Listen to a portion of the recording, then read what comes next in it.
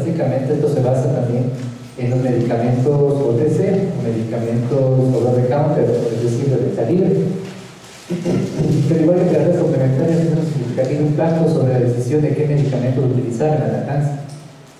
Para el cuerpo de la madre, siendo estas mujeres embarazadas con el estado de lactancia, el peso de los riesgos y beneficios de los medicamentos es inmensamente más compleja, ya que está considerando el efecto de dos cuerpos en lugar de uno solo. Por lo tanto, todos los profesionales de la salud podemos y debemos asesorar a las madres de no dar lactar cuando se toman medicamentos, porque esto puede ser considerado prudente porque puede evitar daños al infante. Sin embargo, la experiencia práctica de información disponible muestra que existe compatibilidad en el tratamiento farmacológico y la lactancia materna. Hay que entender que cualquier fármaco administrado a la madre puede atravesar el epitelio de los capilares hacia las células alveolares y ser secretado en la leche. Los órganos administrados por esta vía, que sean vía parenteral o vía intravenosa, aparecen tempranamente en la leche materna. La vía oral, para que aparezca un medicamento dentro de la leche materna, depende de la velocidad con que se absorbe el medicamento y rige la cronología de su excreción hacia la leche. Una concentración alta o una persistencia del medicamento en el plasma aumenta su paso hacia la leche materna. Si la concentración es baja, es posible que se produzca una difusión retrógrada, es decir, una difusión bastante lenta a partir de la glándula mamaria, lo que disminuye de manera considerable qué tanto de medicamento vamos a encontrar en la leche materna.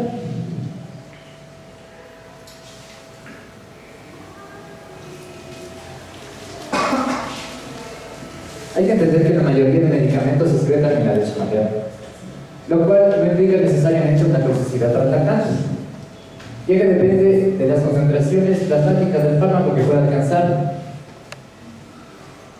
Por lo tanto, en principio, los fármacos en las dosis que recibe el lactante es menor al 10% de que reciba la madre, esto expresado en miligramos por kilogramo de peso.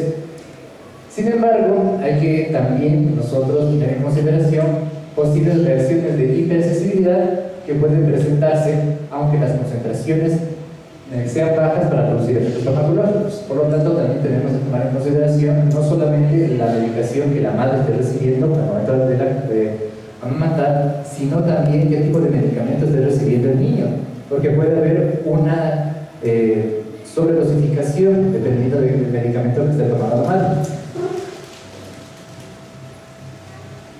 Por lo tanto, la concentración dependerá no solo del gradiente de concentración, sino también de la liposolubilidad intrínseca del fármaco y su grado de ionización, además de la misma proteína de otros elementos celulares, para que difunda en mayor o menor grado el medicamento del plasma a la leche materna.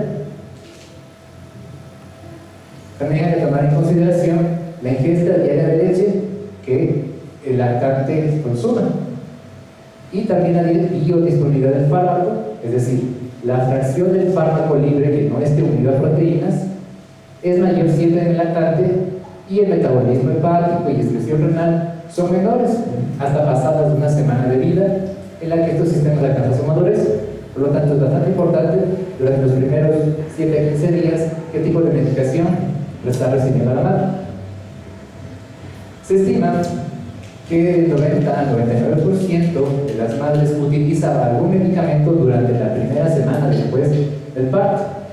Por lo tanto, hay que considerar riesgos que pueden presentar para el niño lactante. Como norma general, hay que recomendar la interrupción antes de asegurarnos de que la medida sea absolutamente imprescindible, puesto que, excepto en algunos casos concretos, la mayoría de medicamentos no causan ninguna salud al niño. Ahora, muchos medicamentos o existen ciertas condiciones que afectan el inicio de la lactancia materna y también su abandono. Una de las causas del abandono es una prescripción de medicamentos de patología, la cual la mayoría de las veces no está justificada. Por lo tanto, la decisión de interrumpir la lactancia materna mientras se administran los medicamentos más se basa en factores emocionales. Es decir, la madre piensa en cuidar a su niño y por tanto tiene un poco de recelo de tomar algún tipo de medicación sin saber qué tipo de efecto va a tener este medicamento en su niño recién nacido. Y como ya se ha visto a lo largo del curso, interrumpir o contraindicar la lactancia materna presupone un riesgo importante para la mortalidad y mortalidad de cualquier lactante, aunque incluso más si este es un prematuro o está enfermo. Por lo tanto, esto exige la valoración cuidadosa del profesional de la salud, indicando el riesgo de la ingesta materna del medicamento frente al riesgo que supone la lactancia materna. Hay que valorar el riesgo-beneficio. Por lo tanto, todos los profesionales de salud debemos aconsejar con un rigor científico y verificar la inocuidad del tratamiento farmacológico que se le dé al lactante y escoger la alternativa más correcta. Y en el peor de los casos se debe justificar adecuadamente la interrupción, que debe ser deseablemente interrumpida temporalmente. La mayoría de medicamentos son compatibles con la lactancia materna, pero existen ciertos medicamentos que pueden dar un grado de mayor toxicidad que otros, por lo cual hay que evaluar caso a caso antes de iniciar el tratamiento con medicamentos. Por lo tanto, hay que aplicarse los conocimientos de farmacocinética, farmacodinámica y evaluar el riesgo-beneficio que tiene el uso del medicamento en la lactancia.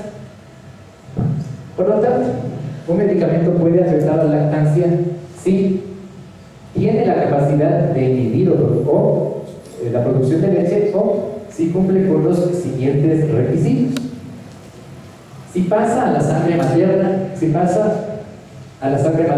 la disponibilidad del medicamento. Si el medicamento se elimina por la leche en suficiente cantidad, expresado en el índice de leche plasma, que es la concentración de sustancia en la leche y la concentración de la misma en el plasma. Hay que entender, antes que nada, que la biodisponibilidad sirve para expresar la cantidad del fármaco que alcanza la circulación sistémica tras su administración. En general, los fármacos que atraviesan por vía tópica, como son cremas, colibrios, gotas nasales, tienen una biodisponibilidad mínima, por lo tanto el riesgo para el lactante es mucho menor. Si el índice de leche plasma es menor a 1, significa que hay una concentración menor del medicamento en la leche. Si el índice de leche plasma es mayor a 1, hay una concentración mayor del medicamento en la leche. Por lo tanto, hay que definir este índice en función del peso molecular que tenga el medicamento, cómo se une y qué porcentaje se une a las proteínas y cuál es su índice de ionización. Para entender el peso molecular, esta sustancia se expresa en Daltons, es una medida más del peso atómico del medicamento.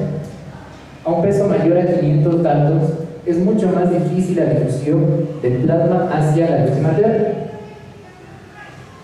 y es casi inexistente a partir de los 500 Daltons.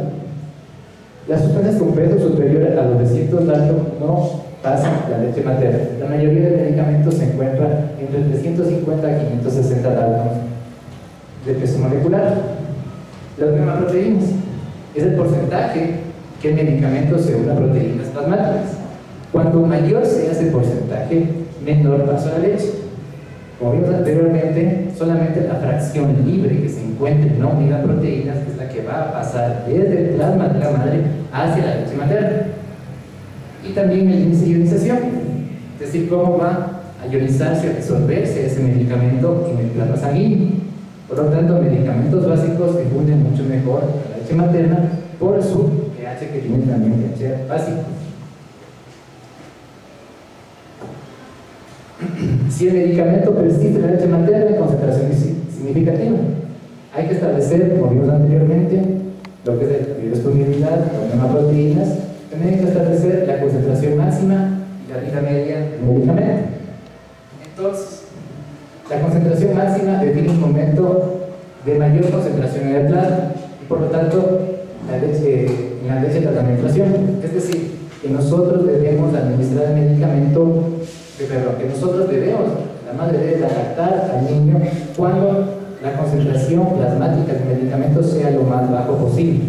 Es decir, debe dar el amamantamiento antes de tomar su medicamento, es decir, de unas 2 a 3 horas antes de que la concentración plasmática del medicamento sea lo más alta, sea cual sea el medicamento, incluso los medicamentos que estén categorizados como seguros para la lactancia.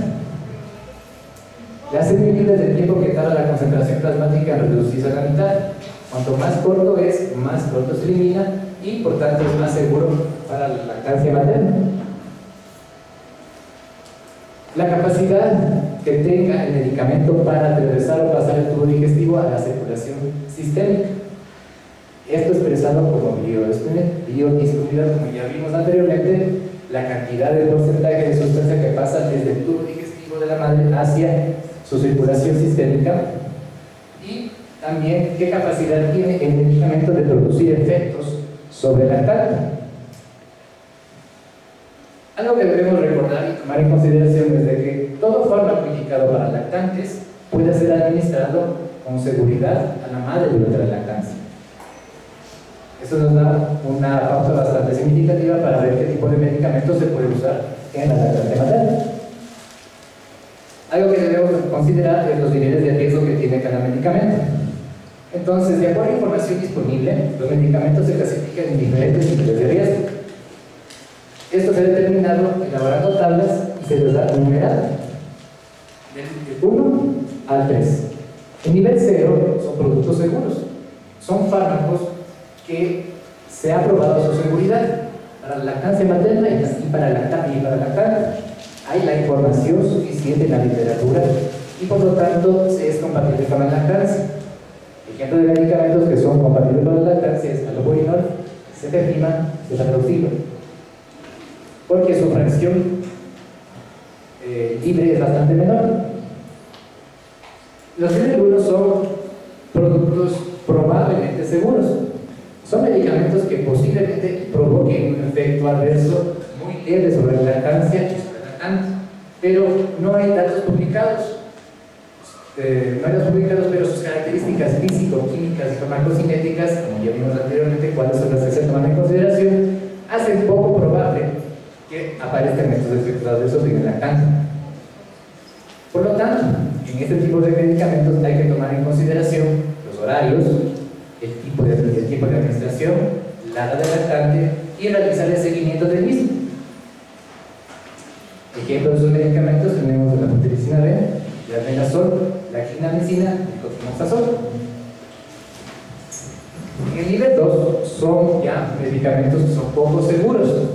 Son fármacos que ya podrían provocar un efecto moderado sobre la lactancia y sobre el lactante. Se ha comunicado los mismos, no hay datos, pero sus características farmacocinéticas nos hacen presuponer que podría haber un efecto adverso moderado. Por lo tanto, en este caso ya valoramos lo que es el riesgo-beneficio del medicamento a utilizar. En caso de no evitarse o de no poder sustituir este tipo de medicamentos por la patología que tenga la madre, hay que asegurarse de las condiciones de sobredosis y administración, realizando también un seguimiento exhaustivo al lactante por algún síntoma o signo de una reacción adversa. Ejemplos de esos medicamentos tenemos clonazepam, tetraciclinas, etionamida, las quinolonas en general, el zanamivir, las quiacidas como los diuréticos y antidepresivos como la dozepina y fluoxetina. Y nivel 3 son productos totalmente contraindicados. Son medicamentos que por datos publicados, por características farmacocinéticas, no precisan una alternativa. De no existir y ser estrictamente necesario para la madre, esto obliga a la interrupción de la lactancia. Y esto en casos muy particulares. Por ejemplo, los medicamentos que son contraindicados tenemos el abacavir, la estabulina, las anfetaminas, derivadas del ergot y la amiodarona. Ahora, dentro de medicamentos que nosotros podemos usar dentro de nuestra nivel de atención primaria, tenemos por ejemplo la metformina, la madre tiene un síntoma de diabetes. La metformina tiene una baja en proteínas, ¿no? Por lo tanto, es un medicamento, como vimos anteriormente, de nivel 1. Y se debe observar la hipoglicemia en infantes que podrían provocar el medicamento. Las fosfolipurias pasan en pequeñas cantidades de la leche materna, por lo tanto también se tiene que hacer una verificación de lactancia. Diuréticos.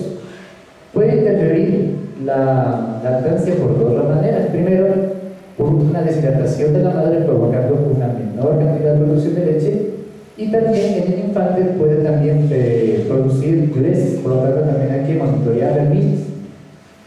Fenicoína, carbamazepina, ácido valproico cuando la madre es epiléptica son seguros, ya que las cantidades que pasan del plasma sanguíneo a la leche materna son bastante menores. Fenobarbital es seguro, pero hay que monitorear al infante si tiene letargia o si la madre toma un medicamento a grandes dosis. La prednisolona pasa a pequeñas cantidades de la lactancia materna y es seguro solamente si se usa, si medicamentos usados en periodos cortos. La metilpirina son relativamente seguros, pero hay que monitorear los efectos anticolinérgicos en el lactante. Inhibidores de la MAO son contraindicados, ya que inhiben la lactancia. Y el litio, para casos particulares, es una alta toxicidad y por lo tanto está contraindicado en la lactancia materna.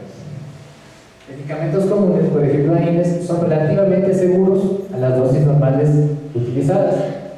El ácido desalcílico es seguro en dosis únicas y por un periodo muy corto de tiempo durante el uso. Las sulfas son contraindicadas en niños menores de 12 meses, ya que interfiere con la ligadura de bilirrubina en las proteínas. Los antibióticos en general, la mayoría pasa a la lactancia materna, por lo tanto, puede cambiar la flora gastrointestinal del niño y habría que monitorear la candidiasis en el bebé. El metronidazol aparece en la lactancia materna sin distintos niveles de plasma. La alternativa para el uso de la metronidazol, si la madre no tiene otra alternativa, es usar 2 gramos por dosis única. Hay que también informar a la madre que debe descontinuar la lactancia materna por 12 horas y se puede extraer la leche y desechar esa leche que está con el medicamento, ¿no? Fluconazol. Hay reportes conflictivos de las reacciones adversas que puede producir este medicamento, pero la literatura dice que es relativamente seguro si es a dosis única. La loratadina pasa a pequeñas cantidades de la leche materna, pero podría haber una ligera sedación. Por lo tanto, también tenemos que verificar si presenta o no el lactante estas síntomas. Ahora, algo que también puede causar interacciones con la leche materna es las plantas medicinales que puedan ocuparse. Entonces, en nuestro medio nosotros utilizamos una gran cantidad de plantas medicinales que contienen una cantidad infinita de compuestos que son fisiológicamente activos, pero en pequeñas cantidades. Por lo tanto, es lógico asumir que algunos otros químicos constitutivos puedan difundir a la leche materna. Algunas de estas plantas tienen componentes fitoquímicos que tienen poderosos efectos en el cuerpo, siendo los más comunes purgantes, carminativos y antiinflamatorios. Aquí se dan algunos ejemplos de plantas que podemos encontrar y utilizar. Por ejemplo, el ajo, por sus compuestos sulfurados, es de una capacidad diurética y tiene una actividad hipoglicemiante.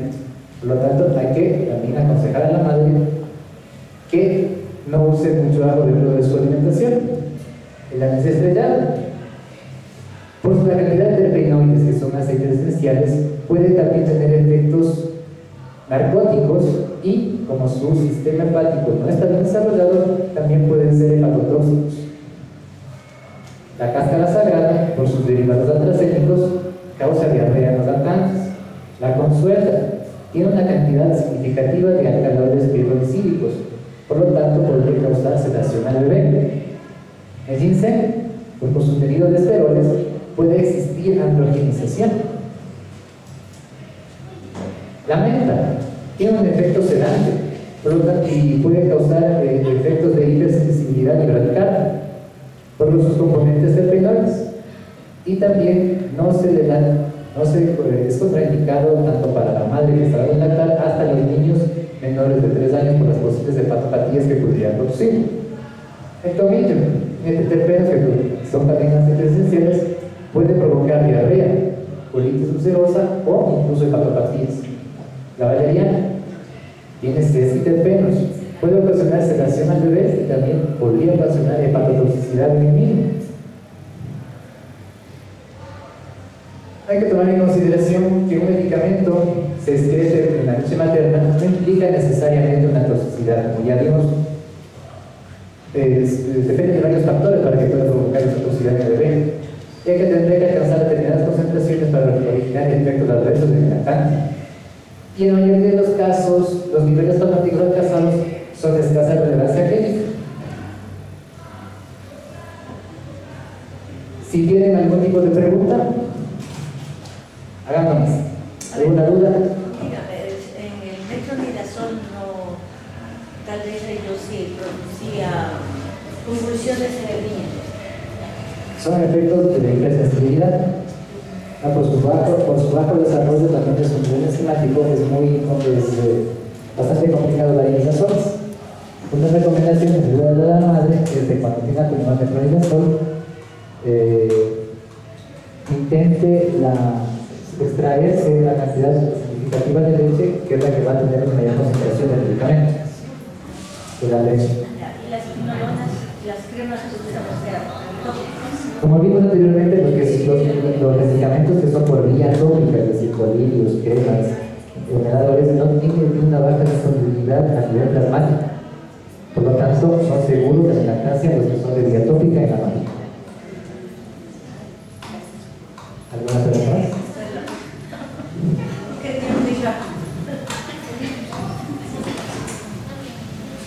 ¿Algún comentario? Es una cosa que sí debemos nosotros eliminar algunos mitos, porque desde que somos incluso los de nuestra profesión, bueno, muchas personas dentro de la casa tienen mitos, y por ejemplo darles agua de anís estrellada a los pacientes, y eso está por detectar. No es solo anís estrellado, ¿por qué? Porque puede producir sedación al bebé. Agua para que vean el agua esta de higo, que eso produce a la madre más contracciones y produce sufrimiento fetal. Entonces, son muchos mitos. Entonces, desde aquí, desde el centro de salud, tenemos que ir reforzando, gracias al doctor Chata, tenemos que reforzar los mitos para no decir mitos a las pacientes que están llenas de mitos. Eso es una profesión. Muchas pacientes vienen tomando la razón. También he leído sobre la dolor que produce contracciones y a veces falsas alarmas, ¿no? Pero también a veces le puede ayudar a desencadenar la labor de parto. Por ejemplo, lo que es la canela, lo que es tiene valencia de higos, los sistemas de higos. Los sistemas de higos son hepatotóxicos, pues tendría que tomar en consideración de que el bebé no tiene su sistema digestivo, solamente la parte de metabolismo hepático desarrollada y puede causar hepatopatía. O sea, todo, incluso hemos hablado de todos los medicamentos, pero no hay una difusión, un conocimiento sobre las plantas medicinales que normalmente usamos en nuestros hogares, que también tienen un cierto grado de toxicidad, porque también infunden la leche materna. Sin embargo, el anís estrellado, apenas yo supe que el principio activo para el H1N1 es resultado de la leche estrellada. Hace años. Y los compuestos terpenoides, como son aceites esenciales, tienen capacidad antibiótica y antiviral. Por eso a veces le usan en ese sentido. Todo tipo de aceites esenciales, el aceite de eucalipto, el aceite de menta, el aceite de manzanilla, tienen capacidad antibiótica. Por eso tal vez lo que se está usando en ese sentido.